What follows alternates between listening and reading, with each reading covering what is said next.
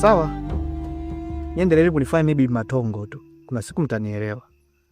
Hata huko msitu tulikuwa tumeenda huko. Ni kwa heshima Mr. Ben tu. Basi hivyo. Nisingetoboa kwenda huko mimi. Unajua unanifurahisha sana. Kwa karne hii siamini kama kuna vitu vya namna hiyo. Mimi nahisi ilikuwa ni wenge lako la usingizi.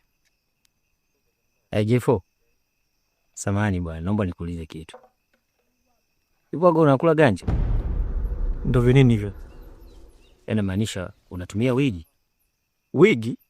Maanisha unavuta bangi? Nani Albert? Na kuheshimu, tuheshimiane. Sijawahi kufikiria kuvuta bangi, wala sifikiri kutumia bangi. Jesu unavyobehave man. Unajua watu wanaokula ganja kiwa na kichwa kidogo tu.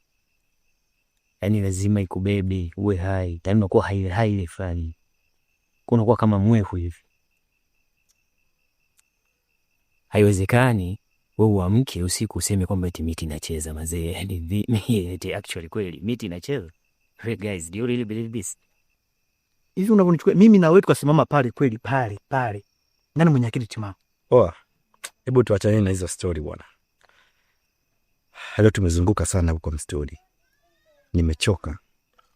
Tunahitajika tupumzike mapema. Unajua kesho tunatakiwa tuingie kushuti polini. Kwa hiyo nyie kama bado mko hapa, basi mimi niwatakieni usiku mwema, mimi nikalale zangu.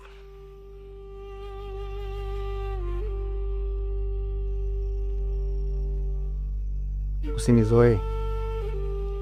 Katibu. Mwambie asinizoe.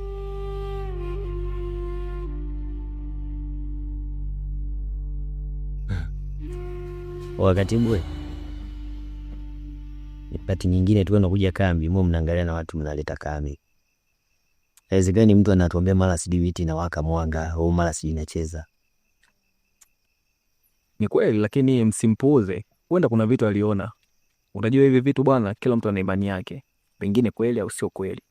By the way, kesho na scene nyingi za kushuti. Ngoja nikapitie kwenye sim script fulani. So Kipo.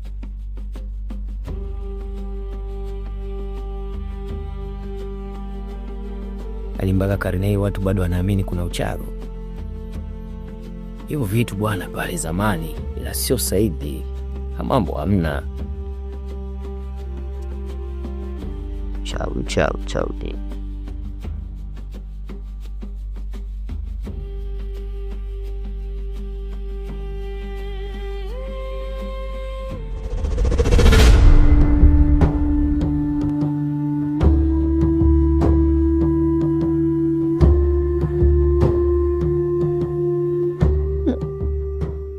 Sigara yangu imeenda.